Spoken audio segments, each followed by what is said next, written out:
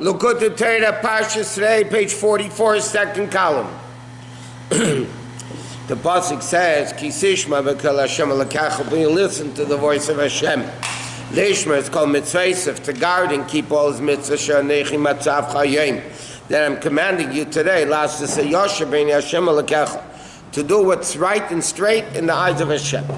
So basically, you have to listen to the mitzvahs I'm commanding you today to do. Basically, be a mensch. It says, one pasuk says, the eye of Hashem is to the ones that fear Him, and another pasuk says, Eini Hashem al tzadikim. The eyes of Hashem are to tzadikim. So number one says tzadikim, one says Yereov, and one says Ein, singular, and the other one says Einei. The Indians understood, Torah is called the inner keys, the keys to the inner room. And the fear is the key to the outer, the external outer keys. In other words, the concept of a key is to get into the room. So he says, Torah gets you into the inner rooms, and fear gets you into the outer rooms. So he said, and it said, what's the outer room? What? The chambers. In Hebrew they're called Savlon. In Hebrew it's called Savlonut. V'amru Shabbos Lamed Beis. In the Gemara Shabbos Taf Lamed Beis says, Kol mi sheyesh b'Torah. Whoever has Torah v'ein be'yiras Shemayim, who doesn't have the fear of heaven. In other words, he has a lot of Torah, but he doesn't fear Hashem. It's similar to a treasurer. They give him the keys to the inner room, but they didn't give him the key to the outer room, meaning he can't get in there anyway. He might have a key to the inner. So he says, fear of Hashem is the outer key to first get into the room. Then when you have Torah, you go into the inner room. But if you have Torah and you don't have Yiras Shemayim, so then you have the key to the inner room, not the key to the outer room. You know that it's known in mitzvahs, about the mitzvahs, the Ramach Pikudin, in Ramach Evodim the Malka. The 248 mitzvahs, and the 248 limbs of Hashem. Again, what's the comparison between mitzvahs and limbs? Just like limbs, many times, are the vessels for the life of the neshama to function in the body. The same mitzvahs bring down olam haba. In other words, what are the limbs in Gan Eden for a neshama in Gan Eden to be able to bask in godliness, to get this revelation of godliness? So it says this is the level of mitzvahs, which are the limbs of a king in Olam Haba.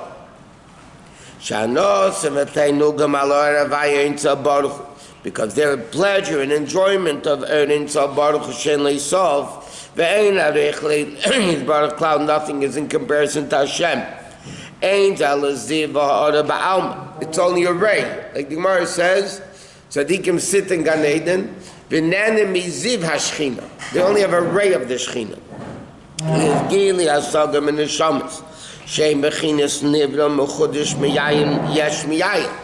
In other words, even a neshama Gan Eden is an emanation of godliness. The way the neshama is in Bria and Gan Eden, even the higher level of Gan Eden, it's still now it's a nivra. So in order for a neshama that's a nivra to bask in godliness and to have the infinite revelation of godliness, it needs the limbs. What are the limbs? The Torah mitzvahs they did, the mitzvahs they did in this world. And what causes this revelation of godliness in Gan Eden? In a mitzvah, these are the mitzvahs that are the vessels, right? The limbs. They bring down this revelation in Gan Eden.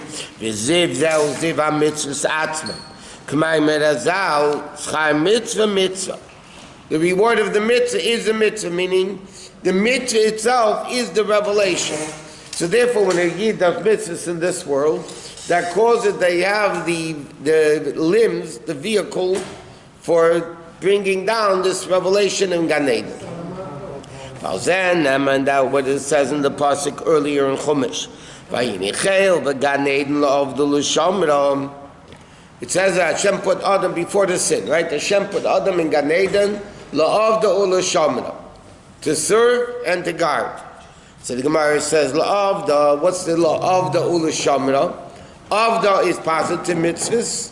Shamra, Gemara says, whenever it says shamar, it's the negative mitzvahs. Hashem put Adam Rishon in Gan Eden, la'avda to do positive mitzvahs, u'lashamra to guard from not transgressing negative commandments.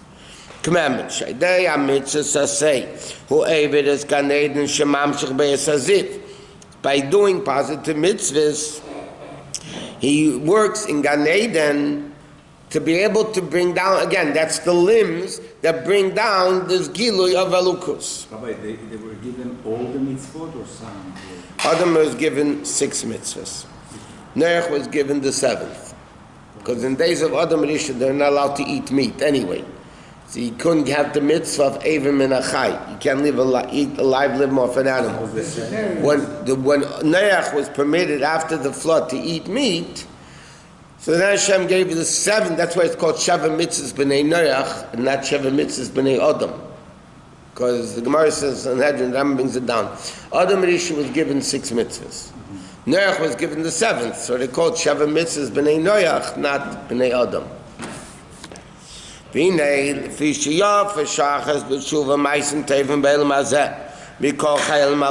But because 1 second, 1 turning of Torah mitzvahs in this world is better than the whole Elam Haba, Ilazais Mikol Shkem V'Kal V'Chaymer. Shetzarech La'am Shel Chamshachas Aziv Lavidas Yisbarach B'Elam Hazeh. So now, what's the purpose of mitzvahs? For in Gan Eden to be a revelation of Elokus. But because Shachas, 1 second turning of Torah mitzvahs in this world is better than the whole Elam Haba. So when is this Aveda done? In this world, not in Gan Eden. That's why it says in Pirkei Avos that this world is the hallway to prosdor to come into the room. Antechamber. The antechamber is to where you do the preparation in this world to come to the world to come. Which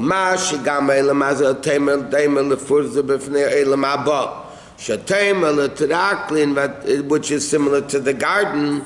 So the Mishnah says, prepare yourself in the antechamber to go. So in other words, what's the preparation to get this revelation in Gan Eden? It can't be done in Gan Eden.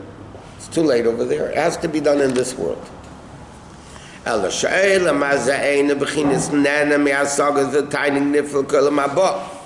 But the problem is this world, because it's in a neshama in a body, and it's corrupt, and it's olam hazeh and klipa and all that. So you can't enjoy godliness in this world. Right? This world you can only do it. The schar mitzvah by olam maleka. There's no schar mitzvah, meaning there's no enjoyment of the mitzvah in this world, only in olam haba. Rabbi chinas b'amunah yichya. But it's the level of emunah. We do mitzvahs knowing that the emunah in olam haba, which will be the reward of mitzvahs. Some people feel the mitzvahs when they do the mitzvahs. Some people do. I don't, but if you do, that's good. I mean, you're just saying. I'm just saying also. I don't. If you do, you're a good tzaddik. In olam haba, shemish kenan neshamas b'lei guf. But olam haba, which is the neshamas without this limitation of the body and of shemamis and all that, mizgala b'chinas haziv min ha-mitzvah, b'chinas gilui. Okay, so therefore, what happens in this world? This world we do the work, and in Gan Eden, because it's not limited anymore by a body or evil and all that, so therefore you have the Reeh in Gan Eden.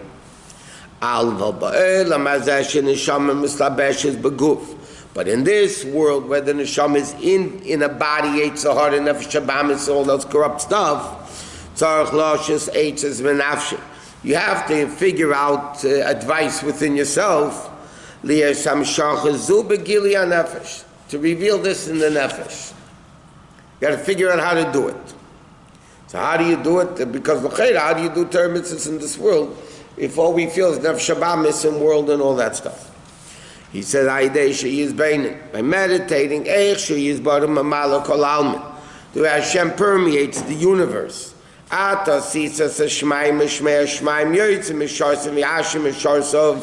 The older servants are praising Hashem.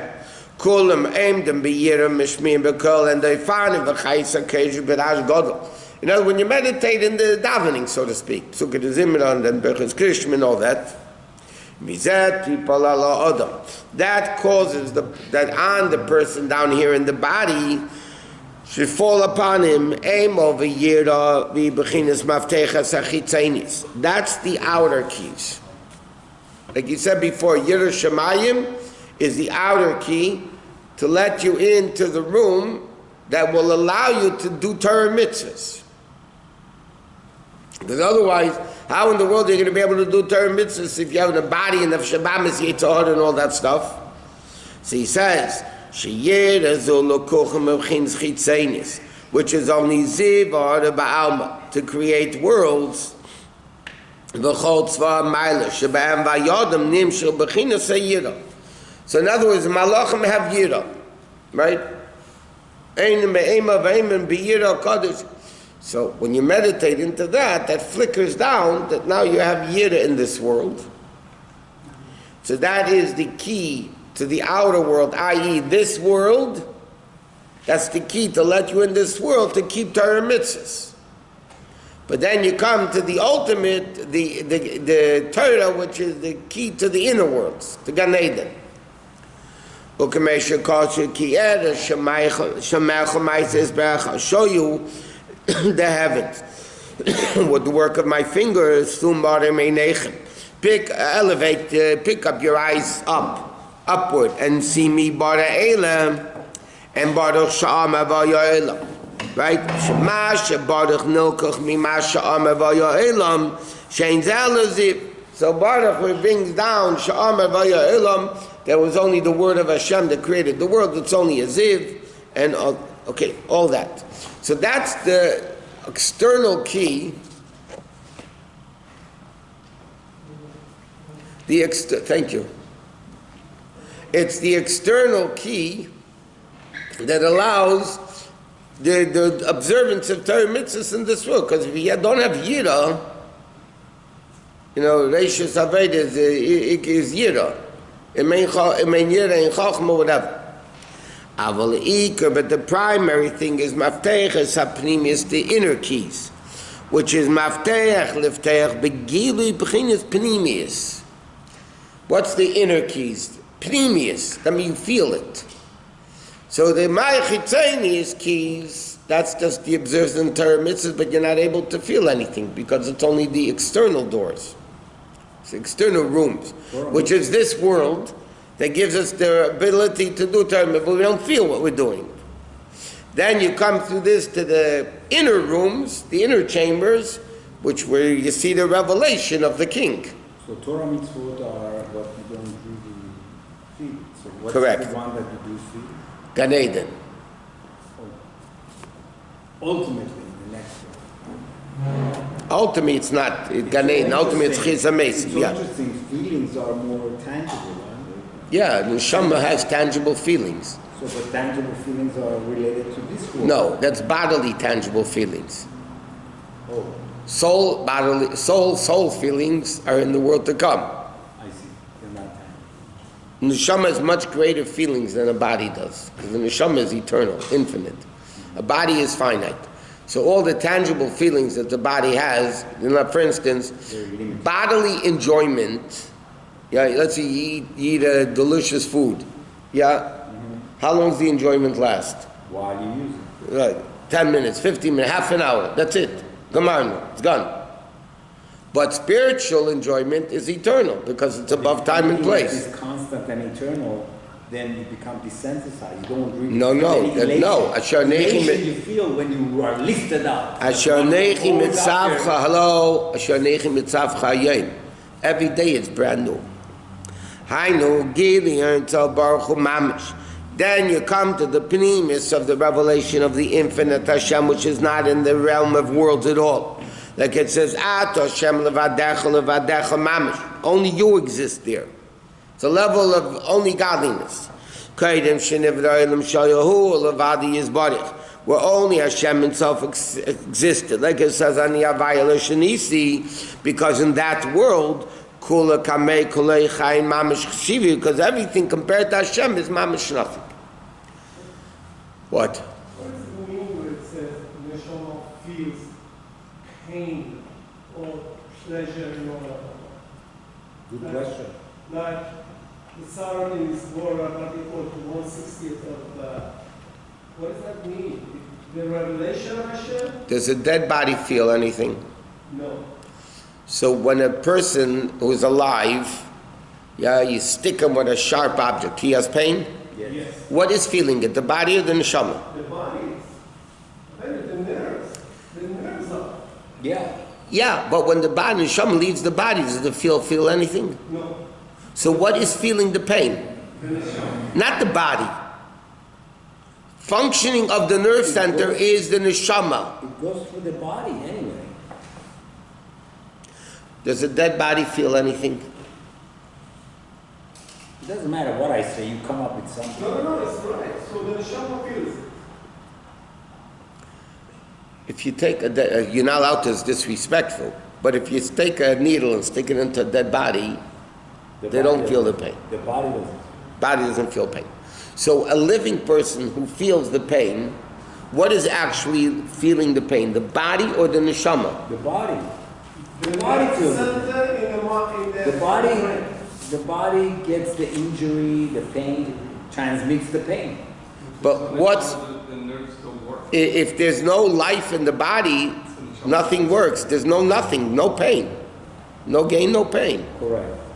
So what's actually feeling the pain? The fact that the neshama is functioning in the body, the neshama is one in the body. So the neshama is That what's doesn't feeling. deprive the body of feeling the pain. The body is transmitting the pain. The body feels the pain also. You can't say it's just the neshama that feels the pain. The body feels it too. Only a living body, because that dead body doesn't feel. Yes, The living body means the living is what's doing it. The nerve system is alive. Right. Because of the neshama. No, because of the body. Body has a nerve. A dead person has a nerve center. He dies. What does it mean he dies? Define. Death means, Yes, he does have all the nerves, right? what does death mean? The neshama leaves the body. Yes? Whatever you want to call that soul. Okay? Whether you're an atheist or not. But there's something called life, and then that life leaves the person. Now, okay? Now, before the person died, there was life in the body. Whatever you want to call it, doesn't matter. There was life in the body. So when you poke the body, okay, the life that kept the nerve center going is what's actually feeling the pain. This life that's keeping the body existing and alive is what's feeling the pain. But the body itself, as a body, doesn't feel anything. Because as soon as that life force leaves the body, it doesn't feel anything. But it goes through the body. Yeah. It goes through the body. I understand, because the neshama is in the body.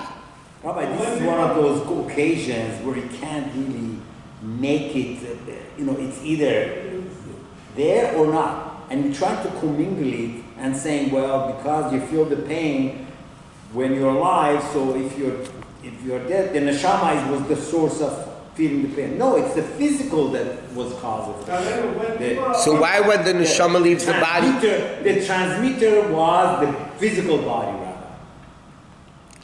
You're right. Next. Yes, I am. When people, Fine, you're right. You're always right. When people are under anesthesia and they do not feel the pain, does that mean that the neshama is out of the body? No. It means that the keli of the neshama needs the nerve center to feel a physical pain. When you deaden the nerve center, anesthesia, when you then the neshama is not functioning in the body properly. Correct. Yeah. Again, coming back to the point that the body is not feeling the pain. Yes. I mean, he's right. That's regardless what he says, he's right. That's totally irrelevant to the present discussion. This present discussion. Okay, so he says, like it says, it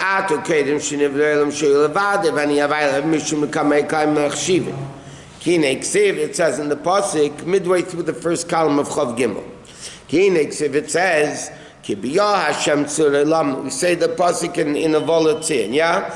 With Yud Kei of Hashem, he created world. And the Gemara says, B'Yud Nivra Olam Haba. With the letter, it says, Ki B'Yud Kei Hashem, Sur Elamim. With the letters Yud Kei, Hashem created worlds. So the Gemara says, what does it mean? The letters Yud Kei created worlds. Yud created Olam Haba, and Hey Nivra Olam Hazeh. What does it mean? Yud created Olam Haba, and Hey created Olam Hazeh. So in Kamei Eis, he say Yud veHei. Shemaftav sheishol adam in the machshava of a person.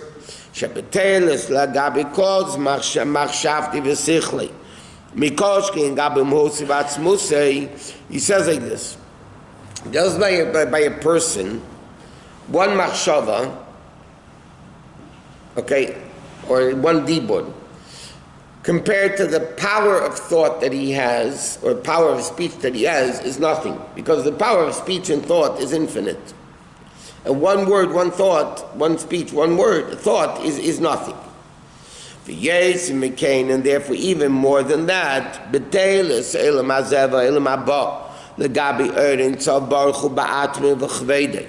therefore, compared to Hashem himself, worlds b'chlal don't even exist. They don't even exist in the name of worlds.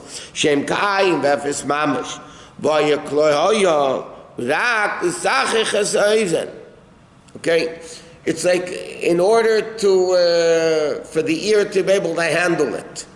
In other words, when the Torah uses the word worlds and all that, it's for us to be able to have an understanding of what it means. What meaning? Aderech mashal gashmi isa kisvi arizal shukadinyan tipa achas biyam kanayis. It's like one drop compared to the ocean system. Kanayis is not only the Atlantic or the Pacific; it's the whole, all the oceans together. Yet one drop of water. And by the way, even that, the Gemara says at the end of Hodius, Rabbi Yeshua, the Tana Rabbi Yeshua had two students.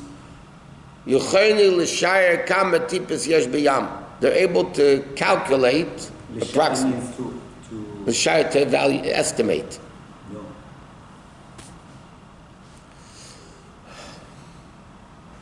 No. They were able to estimate how many drops of water there are. This is 200 years ago, way before computers. They were just in brilliance. They were able to figure out how many tipas yesh b'yam. So there's a limited amount of drops in this sea, okay, in the ocean system. So you can imagine one drop compared to that is one compared to trillion, which is. But now take that one drop compared to infinite, there's even more nothing. Rabbi, l'sha'er means to estimate. To evaluate. Estimate and evaluate. To lechashev is to calculate. This is